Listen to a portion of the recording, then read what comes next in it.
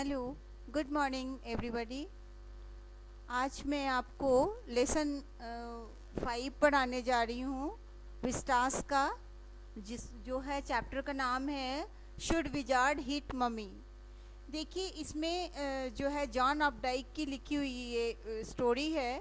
इसमें दो कैरेक्टर हैं, एक है जैक और जो कि एक पिता का रोल करते हैं, एक फादर का रोल करते हैं, और एक है जो उनकी बेटी हैं। ये जो जैक है वो अपनी बेटी को हमेशा एक नया स्टोरी सुनाते हैं। एक्चुअली उनकी बेटी जब 2 साल की होती है उस समय से वो उनको शाम के समय सोने के लिए जो शाम के समय या रात में जब वो सोना चाहती हैं तो उस समय एक नया स्टोरी सुनाते हैं, जिससे वो सुनते सुनते सो जाती हैं। और हर एक स्टोरी में एक्चुअली उनका एक थीम होता है। कोई स्टोरी ऐसा नहीं है कि कोई विदाउट थीम है। हर स्टोरी में जो है वो कुछ अपने बच्ची को कुछ थीम बताना चाहते हैं, कुछ मतलब उसका जो है कुछ मीनिंग है स्टोरी का। तो उनके स्टोरी में रोगर शब्द का इस्तेमाल होता है, जो एक जीव, जो एक क्रिएचर के नाम का पहला लेटर होता है। कभी कभी किसी स्टोरी में वो रोगर स्कूंक लेते हैं, ROGER, रोगर स्कूंक, रोगर फिश, रोगर स्क्वेरल, इस तरह का वो एक क्रिएचर का यूज़ करते हैं हर एक स्टोरी में। और इनका स्टोरी जो होता है वो मतलब इनके ब्रेन का खुद का बनाया, इनका खुद का उपज होता है। ऐसा नहीं कि कोई कहानी बना बनाया है उसको ये पढ़ते हैं, ऐसी कोई बात नहीं। ये खुद एक कहानी बनाते हैं और उसको अपनी बेटी को सुनाते हैं। अब देखिए इस चैप्टर में वो क्या कहानी अपनी बेटी को सुनाते हैं। वो सुनाती, इस चैप्टर में उन्होंने जो क्रिएचर का नाम रखा है वो है रोगर स्कूंक, SKUNK, रोगर ROGER SKUNK। ये रोगर स्कूंक एक क्रिएचर का नाम लिया है उन्होंने। वो कहते हैं कि रोगर स्कूंक का मतलब होता है उदबिलाव। ये एक छोटा सा क्रिएचर है जो बहुत ही, इसका स्मेल बहुत गंदा है, वो बहुत गंदा स्मेल, बहुत बुरा स्मेल है इसका। तो ये जो रोगर स्कूंक है, एक छोटा सा जानवर है, वो जो है बहुत, उसका स्मेल बहुत ख़राब है, जिसकी वजह से जो जंगल के जितने भी छोटे छोटे जानवर है वो इनको अपने साथ खिलाते, मतलब खेलने नहीं देते, वो नहीं पसंद करते हैं कि वो उनके साथ खेले। तो ये बेचारा एकदम किनारे खड़ा होकर के रोते रहता है, या उनको खेलते हुए देख करके इसको भी इच्छा होती है कि खेले, पर कोई उसको खिलाता नहीं है। एक दिन की बात है कि ये एक पेड़ के नीचे खड़ा होकर के और ये रो रहे थे। उस पेड़ के ऊपर में एक उल्लू बैठा हुआ था, आउल था, एक उल्लू, बहुत बुद्धिमान, बहुत वाइज आउल का यूज़ किया गया कि वो बैठा हुआ था। वो उसने पूछा, भाई आप क्यों रो रहे हो? तो उसने बताया अपना प्रॉब्लम, जो है, जो उनका प्रॉब्लम था कि वो बहुत गंदा स्मेल करते थे और कोई भी जंगली जानवर उनको अपने साथ नहीं खिलाते थे। तो वो बात उन्होंने उस वाइज आउल को बताया। तो वो बोले कि देखो, मतलब यहाँ से थोड़ी दूर पे एक जादूगर रहता है, आप उसके पास जाओ और वो तुम्हारा ये प्रॉब्लम को सॉल्व कर देगा।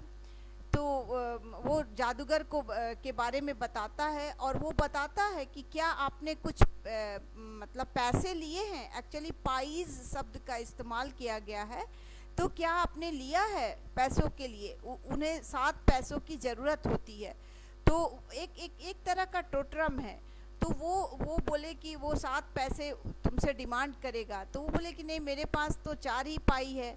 तो बोला कि ठीक है, अगर वो 4 पाई है तो वो तुम्हें कुछ कौड़ियाँ देगा, और तुम जो है उस कौड़ियों को ले जाना, और जहाँ जादूगर है उसके जहाँ वो रहता है उसके पास ही में एक कुआं है, तुम उस कुएं में उस कौड़ियों को डाल देना। कुआं के ऊपर अपने आप पैसे आ जाएंगे और तुम उस पैसों को लेकर के जादूगर के पास चले जाना। तो वो बोला कि ठीक है। वो बेचारा दौड़ते दौड़ते गया, जंगल, बहुत जंगल, लंबा जंगल उसको पार करना पड़ा। कुछ दलदल भी रास्ते में आए। उन सब को पार करते हुए रोगर स्कूंक कहाँ पहुँचता है? वो पहुँचता है उस जादूगर के पास, उस विजार्ड के पास पहुँचता है। वो जब एक सफ़ेद रंग का मकान है, वो उस विजार्ड के पास जब पहुंचता है तो वो नॉक करता है। एक बूढ़ा आदमी अंदर से निकलता है, वो जादूगर, एक्चुअली वो जादूगर होता है। वो पूछता है क्या बात है, तो ये फिर अपना प्रॉब्लम उस जादूगर को बताता है। वो बोलता है क्या आपने 7 पाइज लाया है, तो ये बोलता है कि नहीं मेरे पास तो 4 पाइज है। तो इस पर वो बहुत गुस्साता है, लेकिन फिर वो 3 पाइस के बदले वो कुछ 3 कौड़ियाँ, छोटे छोटे शंख के आकार की कौड़ियाँ होती हैं, उनको वो देता है।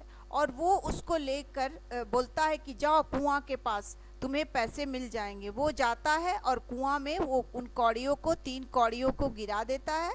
और कुएं के मेड़ पे जो है, जो चारों तरफ जो छोटा सा प्लेस होता है, उस पे वो इनको पैसे मिल जाते हैं। फिर वो 4 और ऑलरेडी इनके पास 4 पाइज होते हैं, 4 और 3 7 पाइज लेकर के ये जादूगर के पास चले जाते हैं। जादूगर उनको कुछ एक छड़ी से, एक स्टिक, उनके रूम में बहुत सारे जादुई सामान रखा हुआ था जिस पे काफ़ी डर्ट एंड डस्ट था। तो वो देखता है और वहाँ पे वो जो रोगर स्कुंक है वो उन गंदे चीज़ों को देखता है। तो वो जो है इनको एक हिट करते हैं छड़ी से जादूगर, और इनका जो स्मेल होता है वो गुलाब की तरह हो जाता, बहुत ही खूबसूरत स्मेल इनका हो जाता है। और फिर ये बड़ी खुश होकर के वापस लौटता है रोगर स्कुंक। और जब ये वापस लौटता है और जंगली जानवरों को जो है वो मतलब इनका स्मेल जब आता है तो ये बहुत ही खूबसूरत स्मेल है। जंगली जानवर बहुत खुश होते हैं और उसको अपने साथ खेलने के लिए इजाज़त दे देते। अब ये बड़ा मस्ती से रोज़ खेलता है। एक दिन की बात है कि ये अपने मम्मी के गोद में सो रहा था। तब तक उसकी मम्मी को इसका स्मेल बदला हुआ बहुत मतलब अच्छा, जो कि उनको पसंद नहीं आया, वो बदला हुआ स्मेल उसकी मम्मी को मतलब महसूस हुआ। वो बोली कि आपको, तुम्हारा ये स्मेल किसने बदला? वो ऑलरेडी एक जादूगरनी थी, उसको पता चल गया कि इसका स्मेल किसने बदला होगा। फिर भी वो पूछती है कि तुम्हारा स्मेल किसने बदला, ये हमारी जाति का स्मेल नहीं है। तो वो बोलता है कि एक जादूगर ने ये स्मेल बदल दिया। तो बोला कि नहीं, तुम्हारा ये स्मेल नहीं होना चाहिए। जो रोगर का स्मेल होता है, जो स्कुंक का स्मेल होता है, एक बच्चा स्कुंक का, वो स्मेल तुम्हारा था, तुमने अपना स्मेल क्यों बदल दिया? वो बोला मैं अब तुम्हारा स्मेल को फिर से ओरिजिनल स्मेल में लाऊंगी। वो उसको पकड़ करके और घसीटते हुए उस जादूगर के पास ले गई। और ये बहुत रो रहा था कि नहीं, मतलब मेरा ये स्मेल ना बदलें, क्योंकि कोई भी जंगली जानवर फिर मेरे साथ नहीं खेलेंगे। पर उसकी माँ एक नहीं सुनी और वो जो है ले गई। और वो अपने हाथ में एक अम्ब्रेला लेके गई हुई थी, और उस अम्ब्रेला से उन्होंने जादूगर पे हिट किया, और जो है इसका जो स्मेल था वो पुनः वो स्कुंक का स्मेल, गंदा सा स्मेल हो गया। ये रोते रह गया, लेकिन इसका स्मेल फिर वही ओरिजिनल जो पहले था वो हो गया। और फिर जैक जो है अपने बेटी को, जो को बताते हैं कि बस स्टोरी ख़त्म। ये सुनकर जो रोने लगी कि नहीं, आप मेरे हीरो का जो है, जो इस कहानी का हीरो है रोगर स्कुंक, उसका स्मेल आपने क्यों फिर से वापस कर दिया? आप उसकी मम्मी को हीट करें छड़ी से, वो विजार्ड की छड़ी से मम्मी को हीट करें और इसका स्मेल फिर से वापस ला दें। पर जैक ने ऐसा नहीं किया। जैक ने बोला नहीं, यही कहानी का अंत है। एक्चुअली जैक जो है वो इस स्टोरी से ये बताना चाहते हैं, मैसेज देना चाहते हैं कि किसी को भी अपनी ओरिजिनलिटी नहीं खोनी चाहिए।